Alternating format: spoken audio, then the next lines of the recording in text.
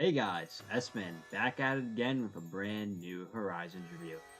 Now, we're going to get right into this episode because this episode was pretty good. So if you guys liked the video, make sure you subscribe, leave a comment about your thoughts on the episode, and even some predictions, some theories you might have about the future of Horizons could go. Because after this video, we are starting, or I'm planning on starting, basically a whole separate thing where every week, along with a review, a separate video with a big theory that comes out alongside of it. And I gotta say, the theory I have is a really good one, and I came up with it by accident. So we're just gonna get right into this review, but yeah, let's move right into it. Alrighty, so we're picking right off where we left last week, where we have Ult basically looking for Roy. He's going up to random strangers and showing them a cute picture he took of them together, looking for his friend. But suddenly, a guy gives him a lead, but when Ult finds him, he sees Roy with a girl! So Ult gets all scared and hides while stalking them to see what this girl's deal is. Meanwhile, Liko and Roy are sat at a nearby town where Dot had recently given them a tip about a location of a Pokemon nearby in Kanto. So the two go to contact her in order to find the exact location of the tip, where Liko gets a little nervous because she hasn't spoken to Dot in quite some time. But with that, Dot gives them their mission and basically informs them that the Pokemon sighted was a Steelix. Liko and Roy head to the site with all their Pokemon, and Roy sends out has his team go off on their standard search protocols, and basically gives Liko her own task of exploring with Meowscarada and Hatterum. During the exploring, Liko gets a little nostalgic to her days back as a rising boat tackler, and we even see basically the old Liko begin to shine with them basically looking off into the sky and being all happy about being on an adventure. That's when Dot, who's on the phone with them during this entire episode, comments to Liko about the nostalgia it has them being together again, even though Dot is on the phone on a FaceTime. And that's also when she asks about Terapagaos, where Liko reveals to Dot that Terapagaos hasn't left the Pokeball. Roy notices a lot of Pokemon running away from something, so him, Liko, Lucario, and Cap go investigate, while Ult follows. But Ult accidentally falls into a sand tomb, where he actually uncovers the Rockrium Mist and the Steelix that's been infected by it. Realizing immediately that it is actually the same thing that happened to the Slacking last episode, he decides to run for it in fear because of the dangers that it causes. Meanwhile, Roy notices how this whole area has been the sand in this area is unusually soft, which him and Dot theorize could be due to bulldoze. But that's when Liko actually notices the Rockrium Mist, and with that, and Ult accidentally setting it off when he discovered it, it's time for the gang to fight off Steelix. Liko, Roy, and Dot on the phone prepared for the fight, with Crocodile and Kilowattrel getting in the air to fight, while Meowscarada and Lucario go in to launch some physical attacks, and Cap and Hatterum played support because they don't have much super effective moves. They won't really be super effective against Steelix. Meowscarada uses a fury of flower bombs, but Steelix keeps digging underground. So Roy and Lucario use their aura to find the exact location to let Liko know to use a precise flower bomb hitting Steelix. That's when Dot, over the phone, tells them that they're going to have to weaken Steelix first with Crocodile's fire-type moves in order to be able to do better damage with their physical. So that's when Dot suggests that they have Meowscarada and Lucario use Flower Bomb and whatever Lucario is doing to distract it to let Crocodile get a really strong flamethrower off. So that's exactly what they do, and this actually works. But a rock tomb starts heading towards Crocodile and Kilowattrel in the air, but that's when Cap and Hatterum play their support, like I said earlier, catching the rocks and destroying it for the two to basically unleash the attack.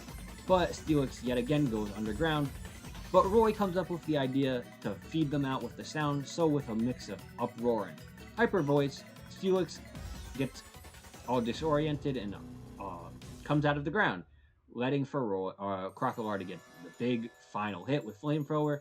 But out of nowhere, a second Steelix comes and knocks the two into a Rockruum infested Bulldoze. And this seems to be really interesting. Dot points out that, or Roy is able to point out that compared to the Hyper Beam last time, this time it's Bulldoze. And it's creating pink, basically, sand pits. With their heavy hitter now gone, Liko and Meowscarada and Lucario must lock in for the fight, but Meowscarada almost gets hit when suddenly it is saved by Sableye. With that, Ult calls out to Roy, telling him that they should both Mega Evolve and take out one of the Steelix each, so they do. And with that, we get a really cool sequence of them Mega Evolving and basically overpowering the Steelixes now that both Sableye and Lucario are way stronger. And then we also get Dot basically telling Liko, hey, that's Mega Evolution.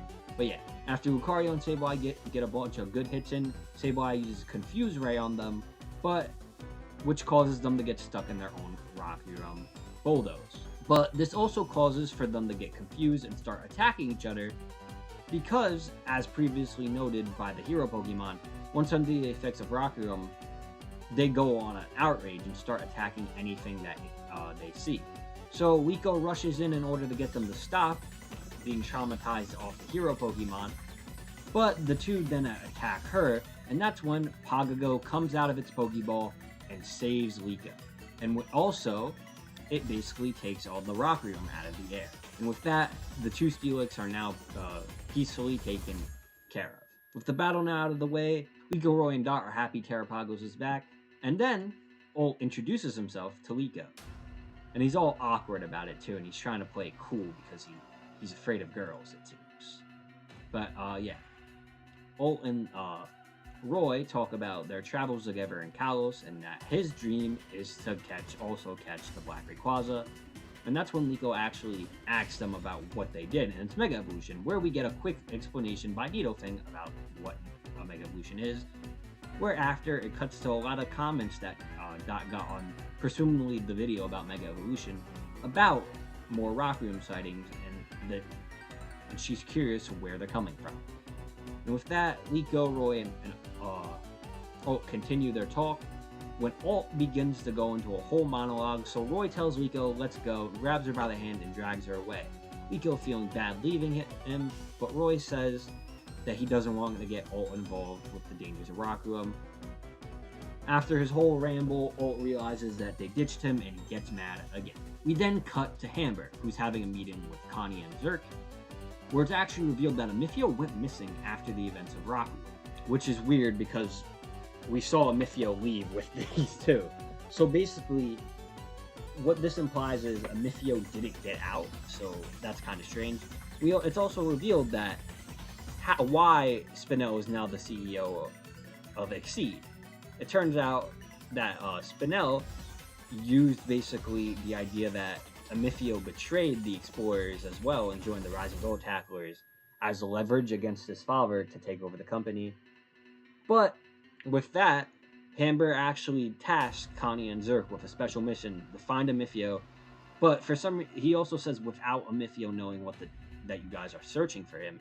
And then he gives them a Zygarde, the Zygarde's core that he has, along with basically the device that allows it that you get in the games that capture all the Zygarde cells. So yeah, that is definitely interesting. But with that, let's get into the pros and cons of this episode. For cons, I really only got like two. One being, I don't know, I don't really like Roy's Lucario. It's just really boring, and like it just feels weird because like all the Pokemon, every other Pokemon have like a relationship and friendship with each other, except for Lucario, and Lucario's only really bond is with Ult Sableye, but that's more because they both Mega Evolve and tend to have the double battles, and it's presumed that whenever they battled when Roy was training in Kalos, it was always these two Pokemon. But yeah, Lucario is kind of boring, and it's also him having that aura bond with Roy is stupid. And the other thing I really don't like about this episode is basically the Dot on FaceTime the entire episode. At the beginning, it was fine when she was basically giving them the mission and the information, But like when it got to the point where they're like exploring, and then like the whole like Rotom tablet phone like just pops up, and like it's just Dot having a like a casual conversation with Liko while they're like on the mission. It's kind of weird. It also really annoys me that like they have Dot like just like participating in the battle.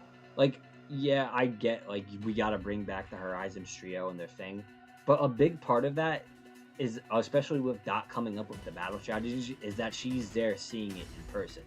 Now she's just sitting behind her desk and can easily just like research it, like being like, oh, blah blah blah blah blah, like, oh, let me just like research something real quick. Oh yeah, Steelix is this typing, because she tells them like a bunch of information about Steelix and like how they're gonna, and basically orders them around how to fight better, which is kind of like, I don't know, I just felt like it's unnecessary, especially because like we know Liko and Roy can both be like really good strategists if they want to, as we've seen in like previous episodes.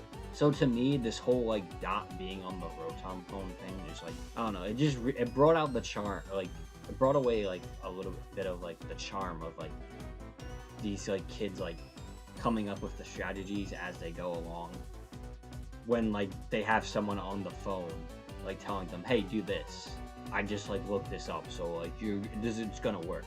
I actually have one more con. It's kind of weird that Pokégo is back this early. I know like I'm gonna wait fully before I like fully hate on this for like more plot to go by, because for all I know, next episode Pokégo plays like in a impactful role that it needed to come back this early. But like if we go a few more episodes with like Pokégo like not really having an impact on any of the plot, it's kind of weird. It would just be weird that they brought it back this early, especially after having like the whole last episode be about like emphasize that, oh, Pokégo's in slumber, and all the marketing behind the season basically being like, oh yeah, Terapagaos is in slumber, their like trump card legendary is like gone, just for it to come back in the first episode. But yeah, on to the pros. I really liked the like Liko's role in this episode. It wasn't really impactful when she played like a big supporting role, but I like to see the little development of her stepping back into the adventurous zone and like enjoying the adventure like she used to, especially after last episode where she seemed more like secluded and like upset about everything that happened in Rockwood. The next pro is Roy. Roy is really the leader, and I loved it, which is also another thing that why the Dot thing kind of annoyed me, because like, especially because now it just takes away from Roy stepping up as a leader if you have Dot on the phone telling Roy what to do. Like, yeah, Dot could be giving them the missions and basically be like informing them like, hey, this Pokemon is going haywire here, go check it out, and then they go have a little call with Dot after the fact where she like gives them a little powwow. But yeah, loved seeing Roy take initiative when it came to the search, and at the point where the second Steelix came by and started causing, which basically caused them to struggle, so Roy had to step up with Mega Evolution to take them both out. And the thing, my biggest highlight of this episode is, I love him. He is such a goober and goofball. I love that he's afraid of women. It's so funny. And I feel like he definitely fits with the Horizons crew, because it's like they're all like these like besides Roy, like Liko is very awkward and shy around people. Dot hates people, and Roy is like this extrovert. Now we have Ult, who's like this very extroverted character, but only around the one person he like calls his friend. And whenever he like interacts with other people, he's really awkward and like tries to play cool. But yeah. And I also really liked his role in the battle of being in like stepping in to help and saving Meowscarada and like saving the day. Love his bond with Roy. I just love how like Roy sees this kid as like a nuisance, but he still likes him, so like they're friends. And I just loved it. And he reminds me a lot of early Roy, but I like him way more because he's I don't know, he feels like early Roy, but still distinct enough that he's like his own character. I love it. And I just love seeing this more mature Roy have to deal with a younger version of himself. And I can't wait to see more of his bond with Roy in the future episodes and his bond with Liko building. And that joke where Sableye tried to eat Terapagaos was hilarious.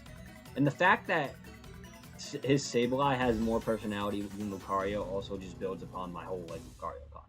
But yeah, with that out of the way, I'm gonna give this episode 7 out of 10. It was alright. It definitely like wasn't the most like impactful episode. It was a really good episode and just like a fun little battle to watch.